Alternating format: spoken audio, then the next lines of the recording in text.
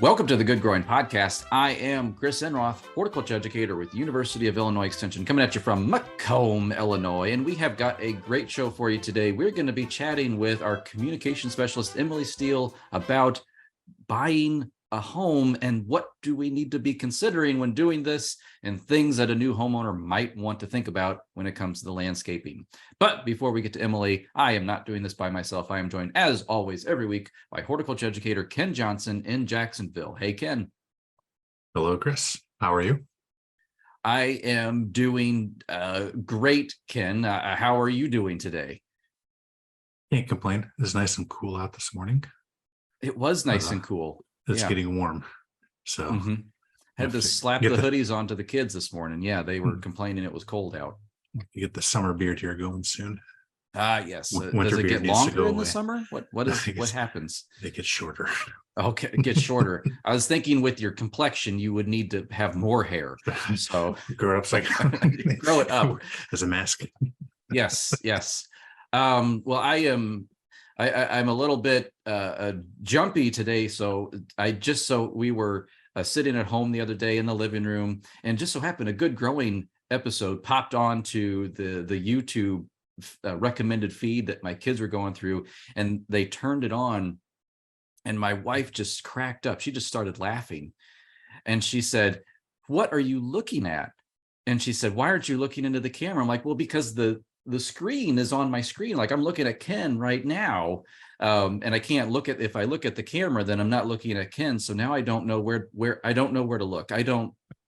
And so I looked at other podcasts that have their video feed. They're doing the same thing. They're looking not at the camera. They're looking at their screen. So I'm gonna have to talk to my wife about this because she thinks it's hilarious.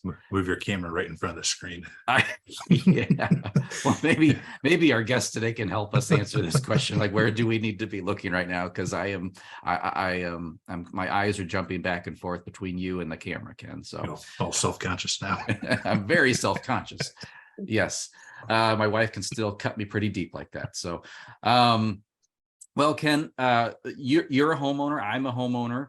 And so I guess that qualifies us to answer these questions today. So we're going to be chatting about owning a home and what does that mean when it comes to the yard, the garden, landscaping, whatever you want to call it.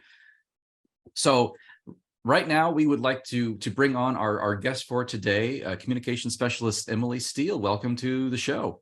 Hi, thanks for having me again. Well, we are happy to have you. And Emily, you are with University of Illinois Extension. You work for the MARCOM team. Now, MARCOM, that stands for Marketing and Communications. Am I getting our letters correct here? You got it. Alphabet soup. That acronym is Marketing and Communications. So awesome.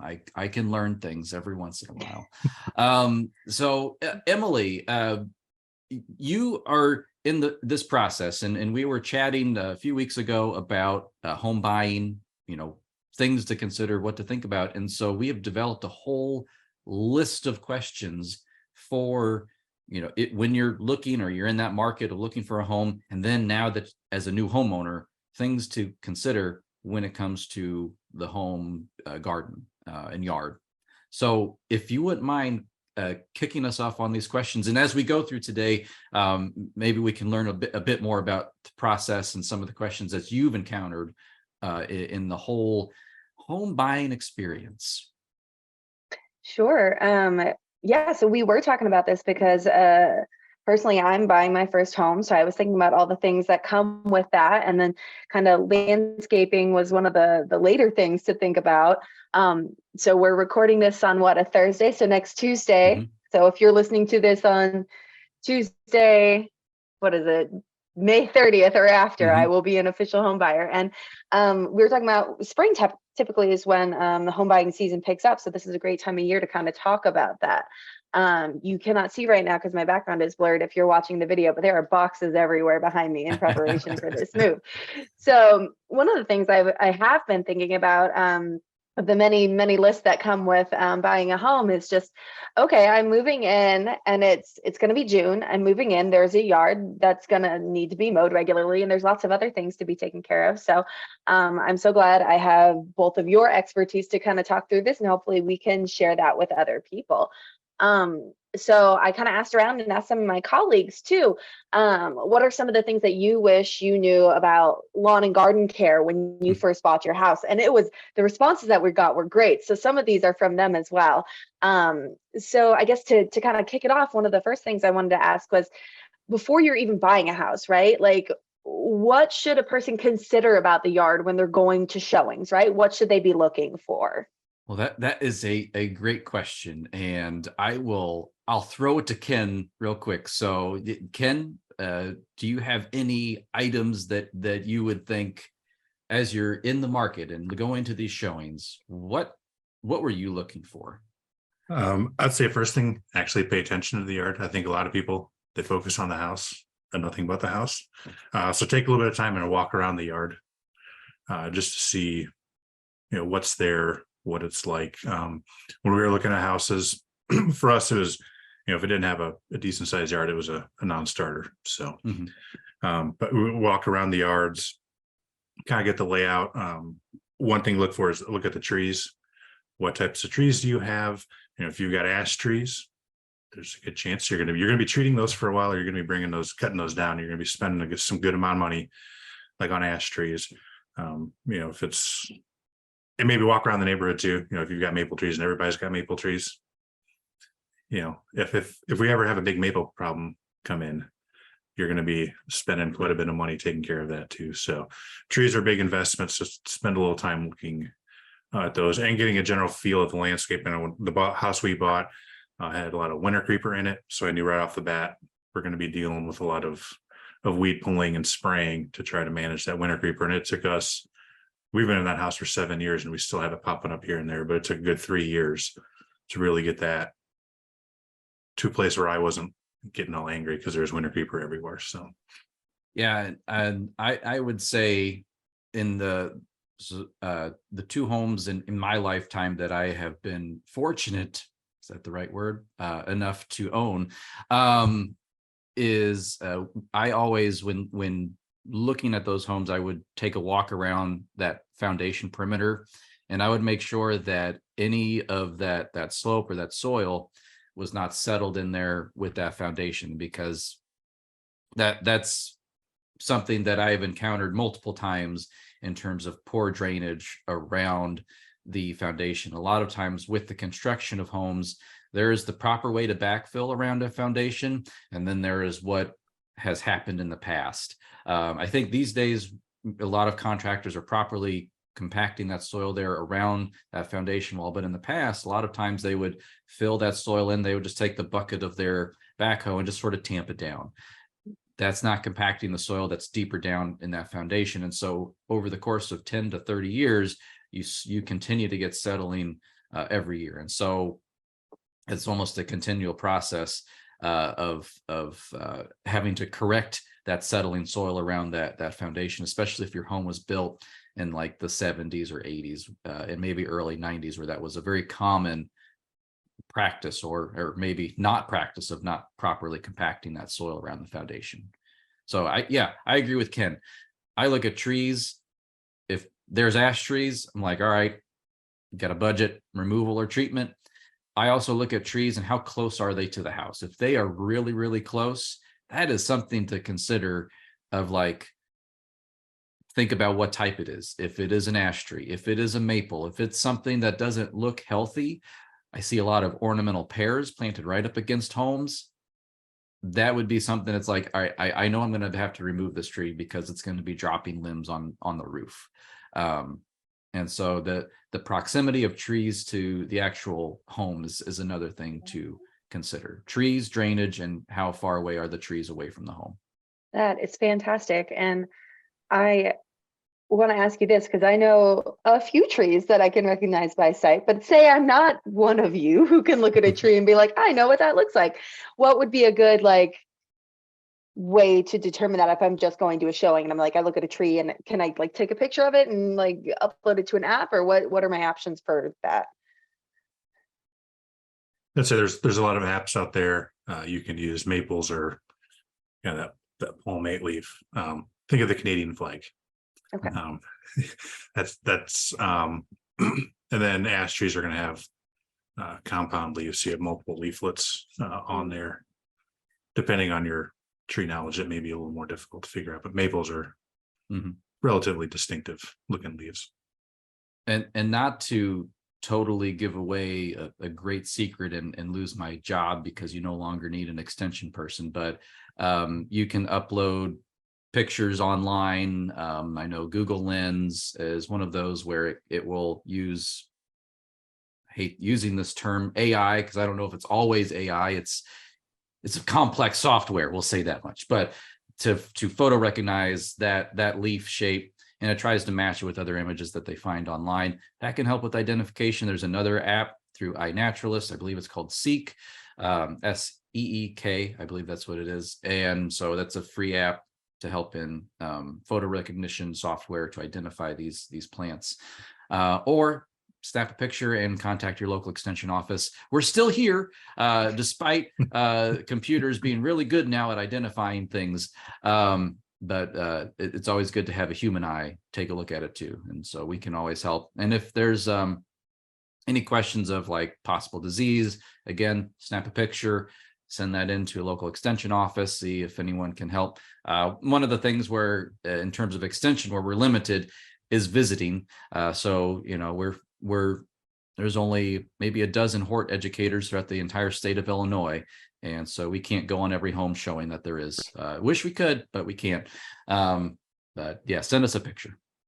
That would be such a good side hustle though. Like hire be. yourself out to realtors.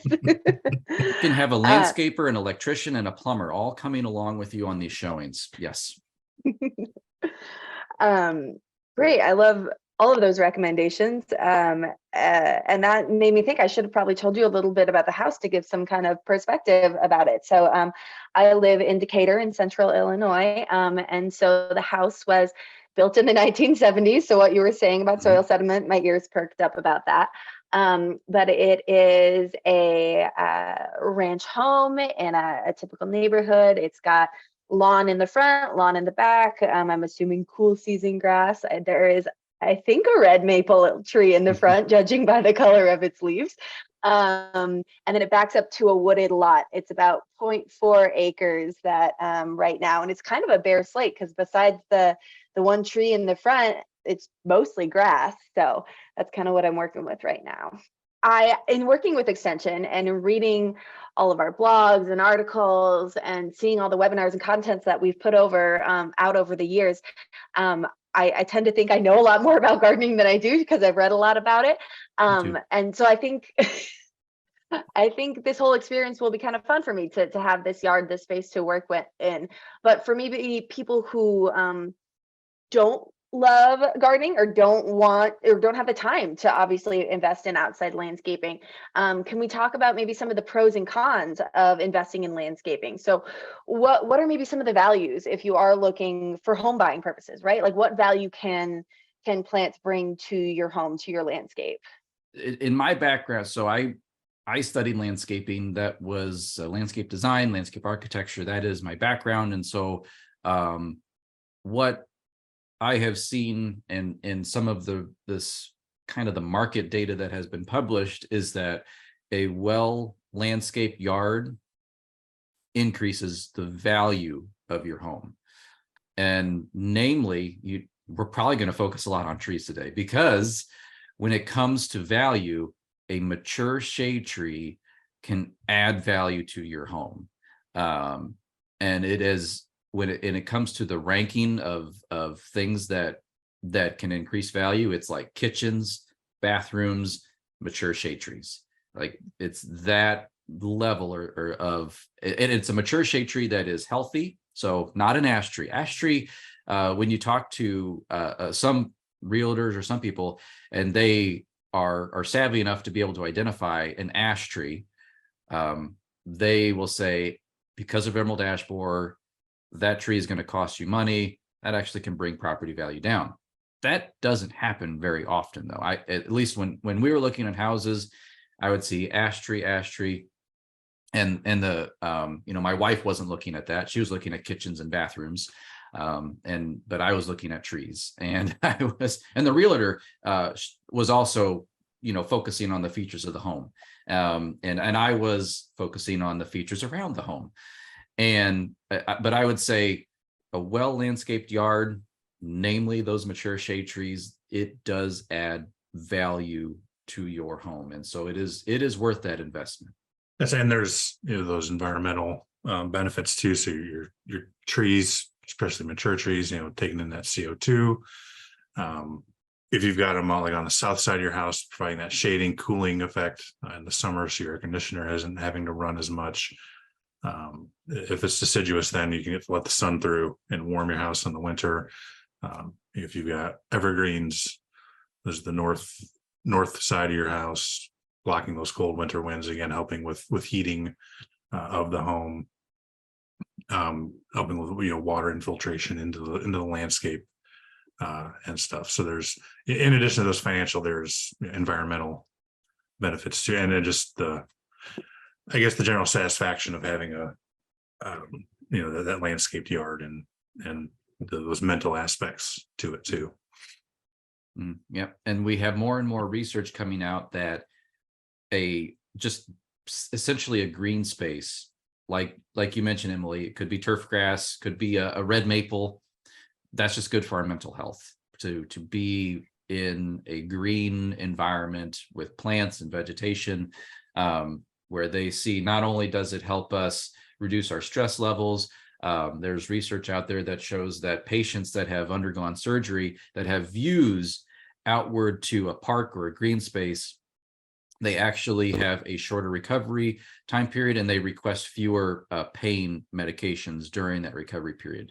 And so that is a research, that is a documented effect of green vegetation. And so there's not only is there a market or fiscal value, there is a human health value as well to this. And depending on the level of landscaping you're doing, there's that physical activity. So if you're gonna be all hardcore like Chris and I, you're getting lots of exercise. And even if you're just cutting the grass, you got to push more. You're going to be doing that this time of year, once, twice, nice and cool, lots of rain, 3 times a week, mowing your grass. So there's physical benefits, there's the aesthetics, right? Like it just looks pretty out there. There's the environmental benefits, and then like you said, the housing, power costs, like power bill costs. Like if you're shading certain parts of your house, you're not having to heat as much or cool as much at certain times of the year. So that sounds like it's worth a good investment. With all the things in buying a house, there's obviously tons of to-do lists and everything that's happening. So I'm really trying to balance the excitement that I'm of having a yard, right, for the first time, because I like to grow, and I've been in apartments, and I have successfully grown things in containers on my patio gardens, which is great. So I'm going from that to having a full yard to maintain. So I'm trying to balance the reality of that excitement versus the time and cost commitment and all the other projects that come with having a home. So especially because right now I'm moving in at the beginning of the growing season, right? I'm moving in right at June, and so there are some things I really want to do while the time is right. And so let me kind of sketch out my initial thoughts for you for my plan. So, and you tell me your thoughts on this. The first few months, right? First 1 to 3 months, I'm really just trying to get to know the yard, right? Like what plants am I seeing there? I'd like to take a soil test, kind of map out where the sun and the shade are falling at different parts of the day, just seeing where things are growing. And then 3 to 6 months, that's going to start mapping out my plan. Like what's going to go where? Do I want to put a compost bin here, or I want to put raised beds here, and just really kind of starting that planning. And then the 6 to 12 months / forever is really just implementing and maintaining. So that's the rough plan I have looking ahead. I'd say that's pretty good. I would say for our yard, we didn't really start planting anything until we were in that house for a year and a half.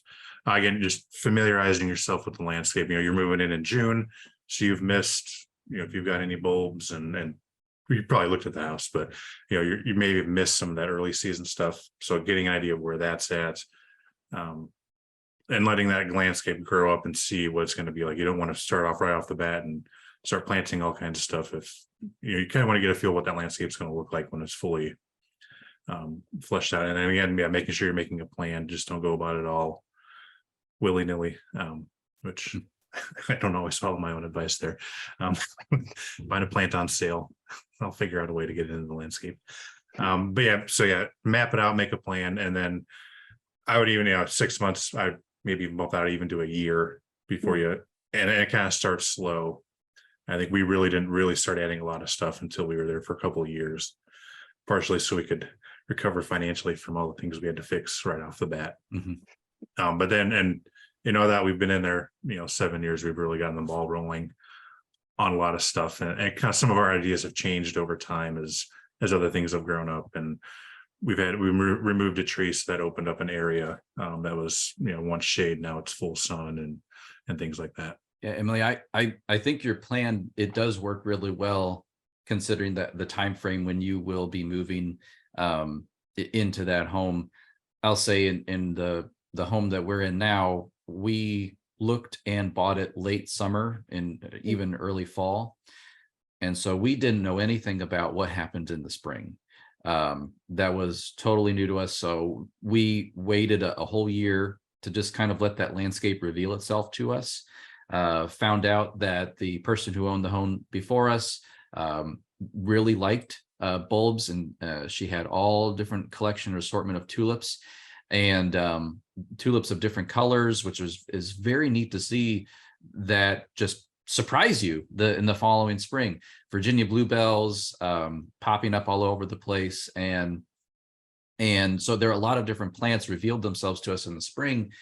But like Ken, we did not buy a home it was move-in ready, but it needed a lot of work because the home had termites before we had purchased it, and so that was revealed in an inspection. And so hopefully, you and people listening, before diving into this, you do get a home inspection to help reveal any potential problems. And so we spent our first year taking care of what happening inside the house, and then we did exactly what you're describing, Emily. We didn't do a soil test. I need to do that. I do need to, but mapping things out, sketching things out, and then that following year starting to implement. So I would say a minimum of a year is a good time for let that landscape reveal itself to you, and focus on maybe some of those things that need to happen more immediately on the inside. Unless you buy a brand new home, move-in ready, don't need to do anything on the inside, then you can probably focus more on that landscape.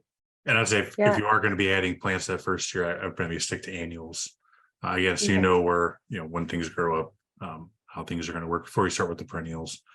And depending on how extensive your landscaping is going to be, don't try to do it all at once. Start small. Do it in stages, and not only is it going to be easier, it's going to be a little more financially feasible too, because depending on what you're buying, that can get pretty expensive. Plants are expensive. Yeah.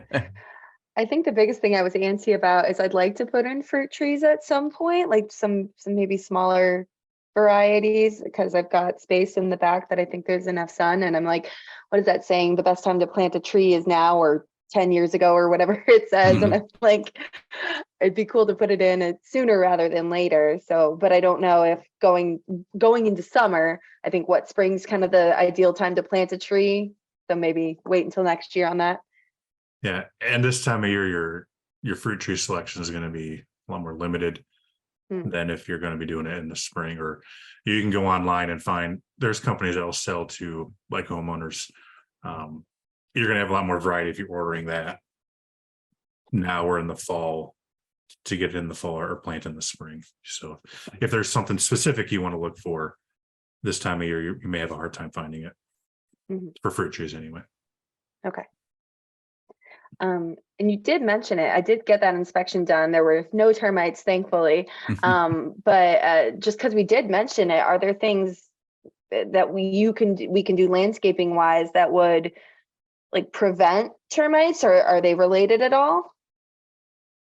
Potentially, yeah. So there is the notion where folks are nervous about putting mulch up against the house, saying that termites will use that as a vector, and that typically isn't the case. But there are some things to think about here. So that if you do a thin layer of mulch, that mulch layer will dry out very quickly. And termites need moisture. They will actually build their tubes or their tunnels so that they don't dry out. And that's how they move through the landscape and work their way into a home.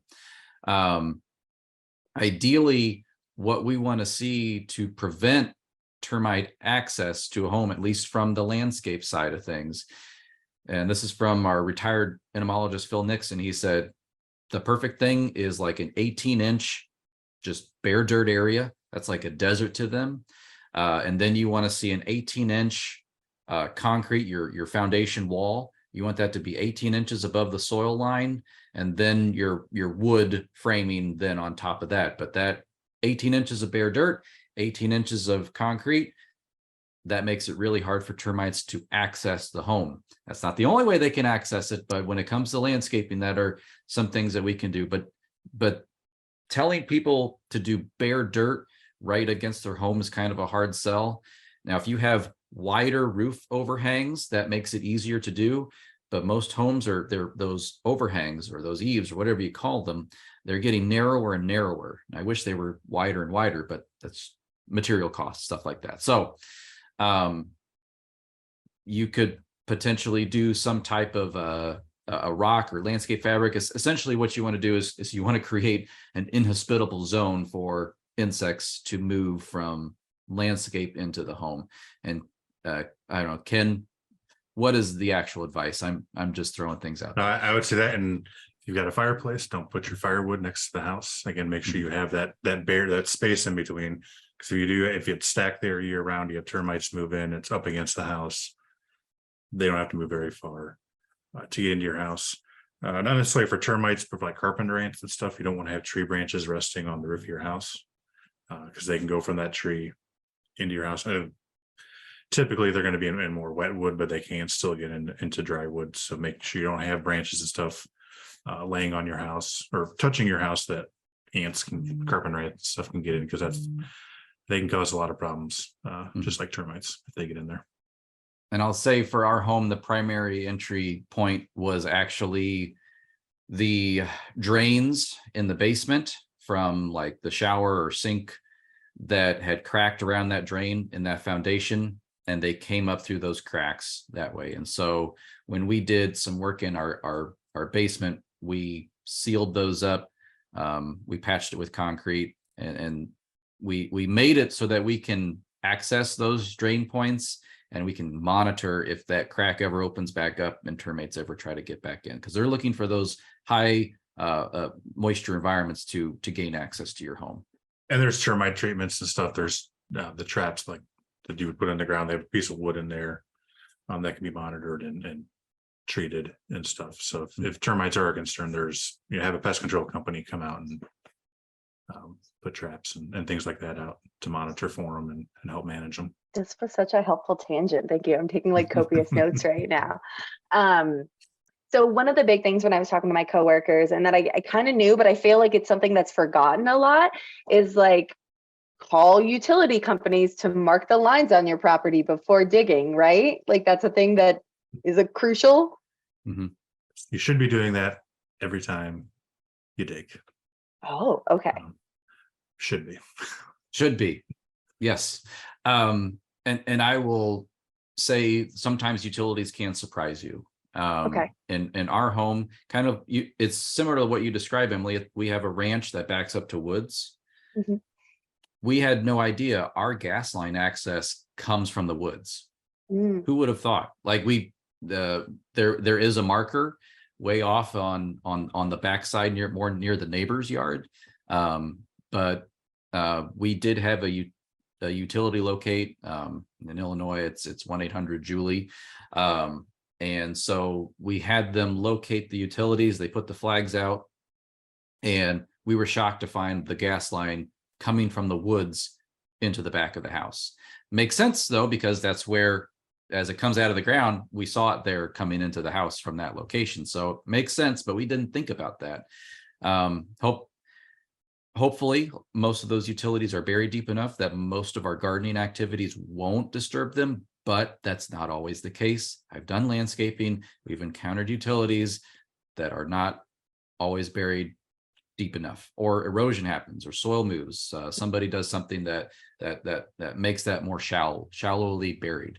And so I would say what we did is actually, I had a map that I went to a GIS website in most counties in Illinois, not all, but most counties in Illinois. You can go to your favorite internet search browser and type in GIS and then your county name and then Illinois, just for good measure. Your county, not every county has this, but your county, the GIS website would pop up. You open the map, you zoom into your site, it has your property boundaries. You can print that off. You can print that off at whatever scale you want, like 8.5 by 11, or a large 24 by 36 like sheet of paper, however you want to do this. And then that can be your base map. And I drew my utilities on that, so that I always would know where they would be located. Going off that they're not always buried as deeply. Jacksonville had fiber run through the entire city, and the fiber line to our house did not get buried deep enough, and the city came in and replaced the sidewalk and cut the line to us. So we had to get all that reruns, even though it was supposed to be buried. I don't know how deep it was. They, just barely covered it. And I mean, the city didn't call Julie before they started digging and cut our line, but we were kind of like there. And I will say when they mark those lines, it's not going to be the exact spot. I don't remember exactly how far, but it's like 12 to 18 inches on either side of that flag is where that line is going to be. So it's not necessarily going to be the exact spot. So keep that in mind. If you're digging in that area, be really careful within 2 to 3 feet of that mark when you are digging, or move a little bit so you're not having to dig around that. Okay. And Ken, we were kind of talking before the show. You have an electrical line moving from the house to your back garage, right? Now that was probably not installed by a utility company. So usually when utility companies, we'll say modern day practice, they put an electrical or a magnetic tape along with that utility, so that when Julie comes and they wave their wand over there, they can identify where that is.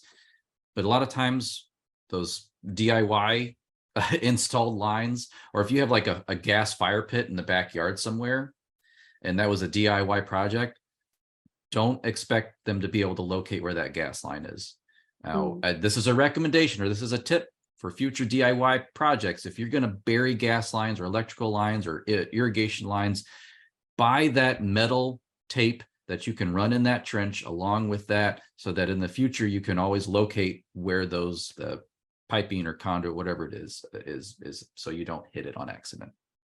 Yeah, when we had Julie come out when we first bought the house, we asked him to mark, you tell them where in the yard you want to mark, and we told him, front yard, backyard, and there was nothing marked in the backyard.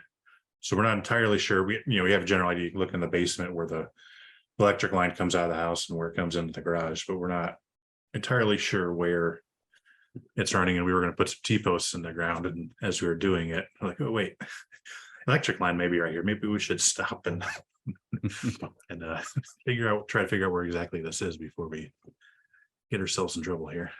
All great things to know. And then I had my coworker Dolan suggested when they do come out and flag it as part of the mapping that you said, Chris, to like take a photo to remind yourself to Yes.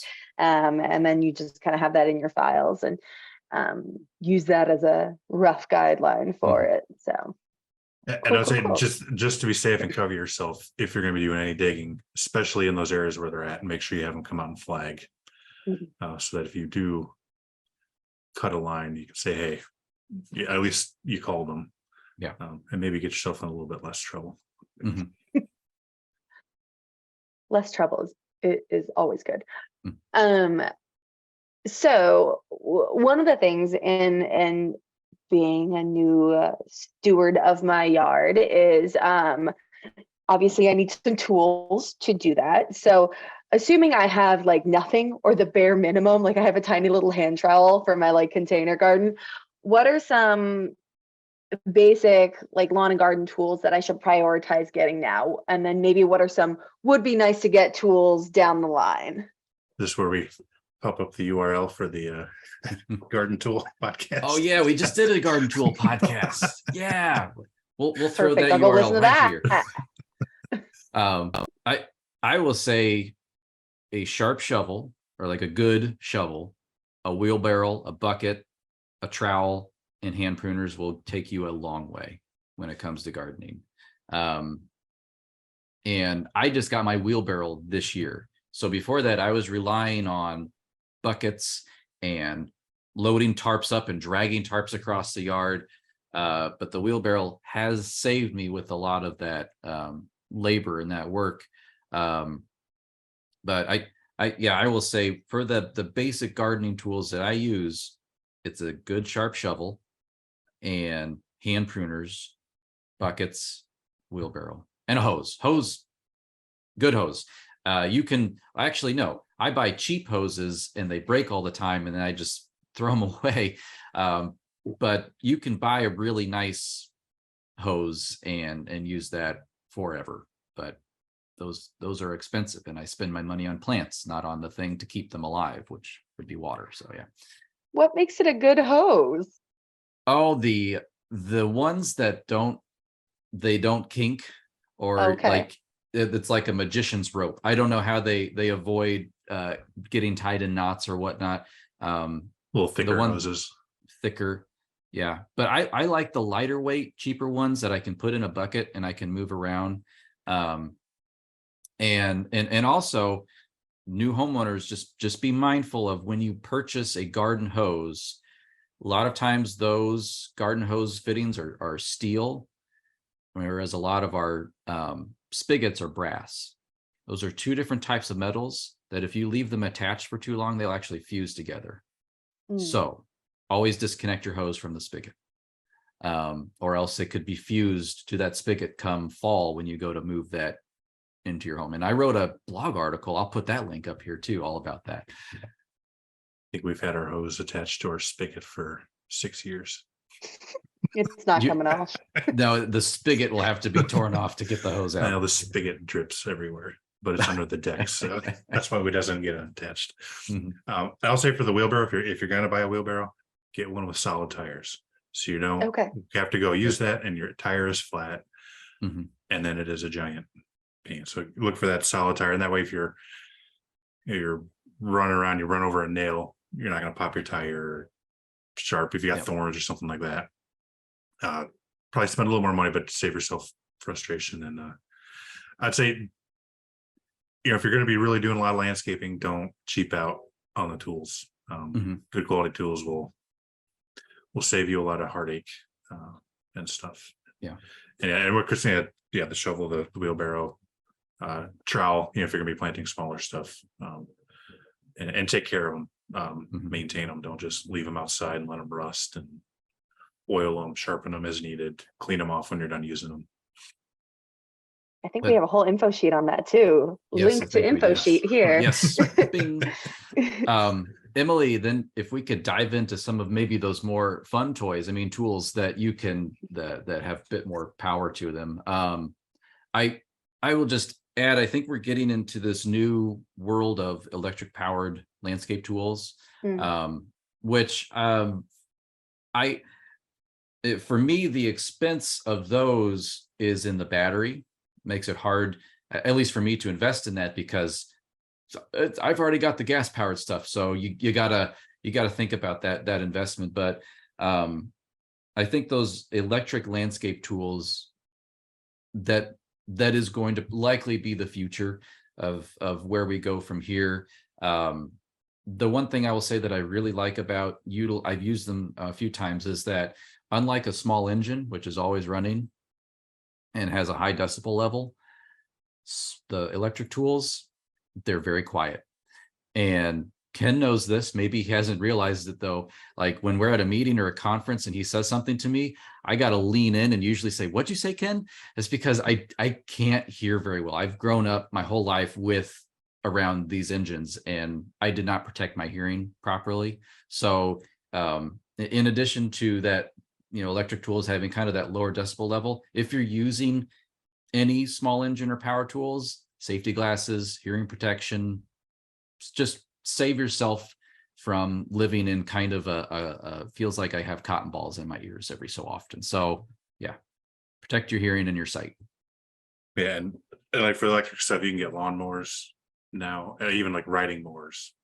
There's electric riding mowers.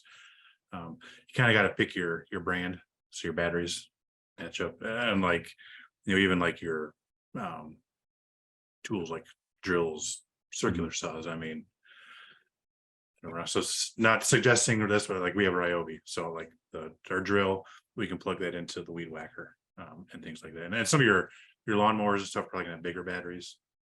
But some of these smaller tools, those batteries can interchange. So if it's your Ryobi, the wall, whatever, those things are interchangeable. So yeah, like that's why I mentioned about the battery. Like, you're not really investing in the tool, you're investing in a family of batteries. That's what you're looking at, or maybe more of a brand of batteries. So yeah, do your homework.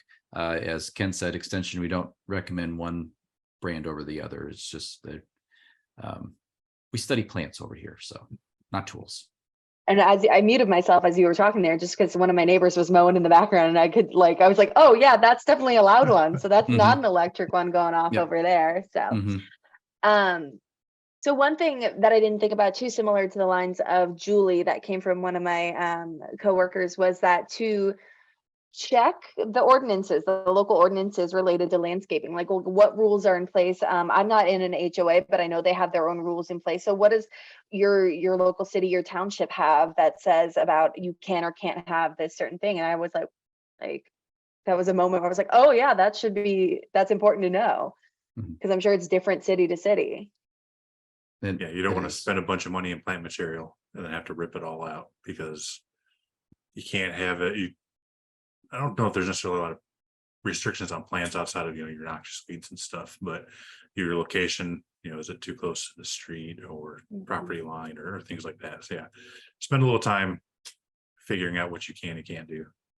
Or like fences, if you're going to be building a fence, a lot of them, they can't be over 6 feet tall, things like that. Or if you're even allowed to have a fence. And yeah, and I would say what we could recommend in terms of, hey, native this or this tree or this shrub, if the code doesn't allow it or your HOA doesn't allow it, our word means nothing. That rule supersedes all else. And so I know at least in my neck of the woods where I live in Macomb, Illinois, the maximum height of vegetation is 6 inches, which has been it has been a problem for people who want to plant maybe more of a habitat type space in their yard.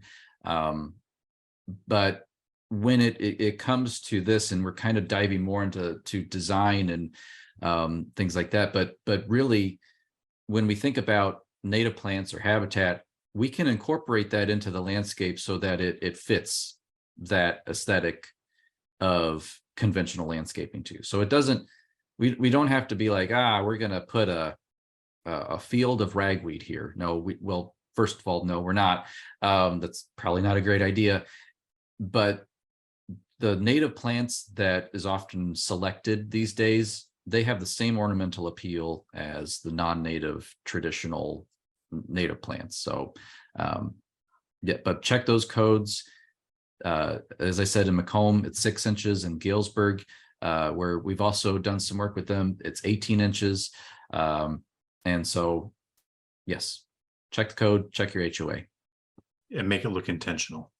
Yes. Not just willy-nilly. That can, you could probably get around that 6 inches if it's in a bed, as opposed to, just random plants here and there. And talk to your new neighbors. Because that happens. That's happened a lot of times where someone will call the office and they'll say, I had a pollinator garden and my neighbors came over and mowed it because they thought that I was sick or something and I wasn't able to take care of part of my yard. And so it's like, just talk to them, put up a sign, as Ken said, make it intentional. And I think do we have signs available for pollinator pockets? Like people can order them Yes. or like print them off? Okay, cool. Cool, Mhm. cool, cool. All right. So one of the things, and I think we touched on it a little bit when we were talking about the termites. So are there plants, like, do I want to avoid planting things close to the house? Could like roots or branches potentially like damage the siding or the foundation? So like I have the south side of my house is really kind of narrow. There's no windows along of it. So I was thinking of putting some like native flowering shrubs along it to add some shade in the summer for cooling, but I don't know like how close to put them or not. Yeah, you don't want to put them right up against the foundation. You don't want them growing into the house. For my house, we've usually done, I think we've got some hydrangeas and they're about 2-3 feet away Mhm. from the foundation of the house. Yeah, don't want them right up against. And we've kind of done what Chris was talking about. We've got in our front yard anyway, we've got a 12-18 inch area where it's just gravel. Because the original beds are all covered in gravel. So we removed all of that gravel and just kind of did a perimeter around the front of the yard or front of the house where we've got nothing. It's easy to control weeds, just go through and spray the rock. And it's done. And then outside of that is where we've done the landscaping yet. So not too close, so it's not growing into the house. You don't have root issues. You don't want a tree growing up into your house, into your roof. Because you have to cut that down. Because either your roof's going to lose or the tree's going to lose. Somebody's not going to be happy with that, or both of them are going to end up looking real crummy. And just from my experience, I want to be able to keep, probably an area where I can easily work along that foundation. Because as I said, all the homes we purchased have had that settling soil issue, and you can fix that by digging up all of the soil along the foundation and then coming back in with your fill and every few inches compacting that down to the proper level. That would require a backhoe, a lot of expense, tearing up the entire yard. So instead of doing that, every few years we come in with soil, real soil, not compost, not peat, nothing. We want sand, silt, or clay. We want mineral soil. We bring that in and we where that settlement's happening, we fill that in, make sure it's sloping away from the house. But that requires us to leave what I would say like a wheelbarrow width away from the foundation, which means I can work there. I don't have to tear up my plants if I need to do any digging or anything along that foundation. And then in terms of, I know a lot of folks talk about trees and foundations and how tree roots can destroy foundations. That is true and not true. So I talked with a professor about this, an urban forestry professor, and he said a tree root is not going to cause a crack in a foundation, but it can make a crack worse. So if there is already a weakness, it will take advantage of that weakness, but a tree will not create that weakness. So, but again, having that bare soil or rocked area up against foundation, that can help minimize a lot of those tree roots from moving in up against that foundation wall. Because right up against the home, for the most part, it should be like a desert. It should be like a drought happening right there. So that discourages roots from moving towards the home. So yeah, we live in a older house that's over 100 years old. So our foundation is brick. So we've got lots of places cracks for things for roots to get into. So that's why we want that nice gap there. Okay. And we touched on this earlier when we were talking about the trees, but I do have mature trees in the back of the lot that like I feel like I have 1 or 2 trees before my lot ends. Because I have those and they're not super close to the house, is it a good idea to have some point, and I don't know the technical terms, an arborist for a tree person to come in and like look at these and be like, you may want to prune that one, you may want to do this? So yeah, if you live in an area where we have an arborist, have them come out. And I would even, if you can, when you get your house inspection, maybe even have an arborist come out while you're getting that house inspection, so yeah, this tree is going to have to come down, and then maybe you can negotiate, hey, you got a dead tree here, I'm not paying for that type of thing, or so off the bat what you're getting into, so you're not surprised after you sign all those papers and you're out of luck. So yeah, was it treesaregood.org? Yeah, it's the International Society of Arboriculture. You can put in your zip code, and then it'll pop up arborists that have registered or I guess have registered, not registered with the state, but have indicated they can be contacted by the public. And you can see if somebody will come out and check out those trees for you, and if there's anything you need to do, and what needs to be done. And a lot of times they will do that. I'll say all of them do consultations for free, but a lot of them will do free consultations. Yep. And this is usually just duplicate information of trees are good, but Illinois Arborist Association is another website that you can go to. That is run by the Illinois Arborist Association. And usually though, it's a duplicate, but every once in a while I find someone on that website that's not on Trees Are Good. But finding a certified arborist, I think where Ken and I are located in rural parts of the state can be difficult. So yeah, in those cases, you could try reaching out to your local extension office. Again, we can't go around everywhere and visiting trees, but maybe some rural extension offices have lists of folks that can help. And then I think the big one that when I talk to people, so we're ending on a great question here, good or bad, depending on how you look at it. It's lawn care, right? And everyone's got different thoughts about lawn care. So almost everyone I asked said something about mowing or like DIY versus hiring it out, like the trade-offs of like natural versus like traditional care. So I had a few questions kind of about lawn care, and I think the big one is like, how should people decide what lawn care ends up being best for them? So like, what factors should they consider? Like, because I know you have to think about how often you're mowing, like the cost of your seed, fertilizer, tools, which I know you said earlier, some of those are optional, versus like hiring a landscaping company to do it. So what are kind of your thoughts on that? Do I have to answer this one, Ken, since I do the turf grass stuff? I can give you my thoughts, but so I would say this is it depends. And I've seen there are people who care deeply about the appearance of their lawn.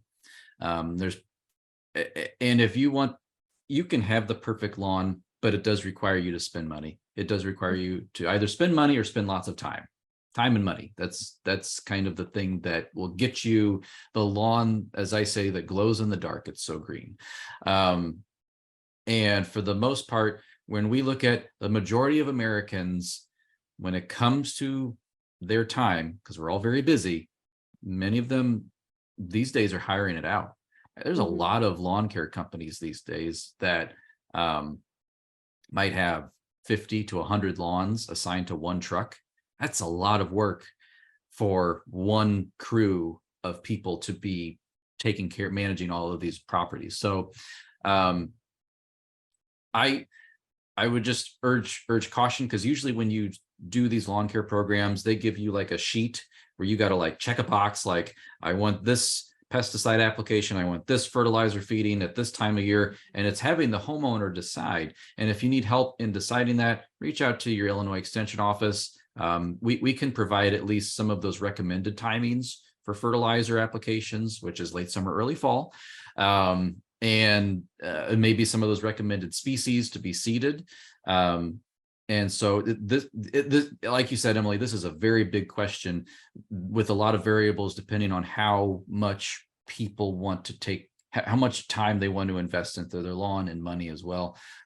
If you don't care about having the perfect lawn, but that's Ken, that's me, but you want to make sure that you're following local code, or if you have an HOA that says that's going to like yell at you for having a dandelion,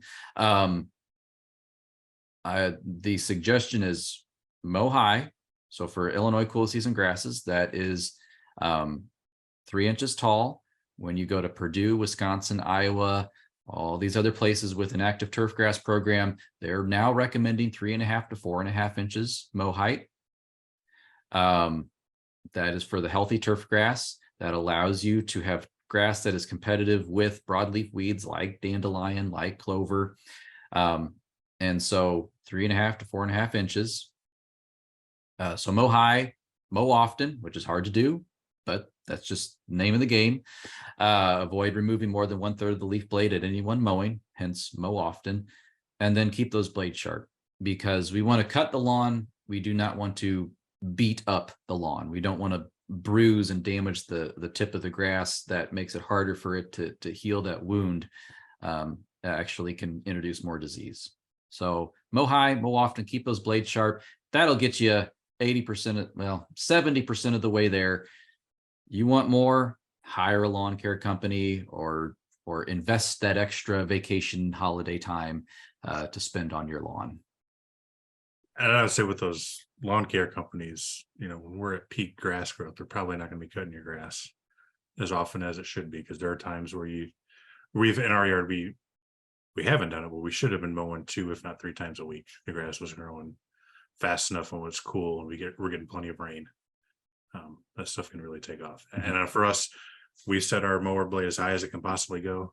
If I could find a way to figure out a way to raise it even higher, I would do it. But yeah, and just that's all we do. We don't fertilize. We don't do herbicide, spray herbicide. I don't care as long as it's green and it doesn't, my kids can run on it.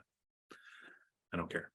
Yeah. Whereas we've got a neighbor, it's kind of similar. Another neighbor, they're out 2 or 3 times a week cutting, spraying, fertilizing, and all that stuff. So yeah, we have plantain, we have creeping Charlie, we have all kinds of stuff growing in our lawn. Ken and I talked about this a few weeks ago on the podcast. I practice drunken mowing, which I'm not actually drinking. I think Ryan Pankow said selective mowing is a better term, but I mow around the flowers in the yard. So maybe we're not the best lawn care advisors, but that if you really want that beautiful manicured lawn, you can do it. Takes time, takes money, or you hire someone to do that for you. And as we said, we've kind of been alluding to the amount of lawns that are assigned to these crews or these trucks, it compromises the ideal timing for applying some of these pesticides and some of these fertilizers and timing in terms of cutting the lawn. So just be mindful of that. Sometimes I've noticed that can be a struggle with some of the homeowners or dealing with the lawn care companies. Okay. And I think we're short on time, so maybe this is another podcast or blog if you haven't already covered it, but just like that, a lot of my friends are talking about like no mow lawns or like low maintenance lawns and what so I know we could talk about that forever. So but like that's kind of what I'm leaning towards. If we have any resources on that, I'd totally be interested in hearing more about that. Short does no mow like the fescue. That is a fine fescue lawn. Probably would not fly in most front yards. Because that is going to grow to a height of 6 to 12 inches usually. Checking your ordinances and make sure you can have it that tall. But there are, I think it's University of Minnesota Extension has their Bee Lawn program where they do highlight some mixtures of clover and fescue, I believe. Tall, I can't remember if it's fine fescue or tall fescue, but where they're highlighting actually intentionally seeding clover into the lawn, which can be mowed at a lower height. And that can provide pollinator resources to folks. So yes, I think the no mow lawn. Now I think I've known of the no mow lawn for a while. It's been very intriguing.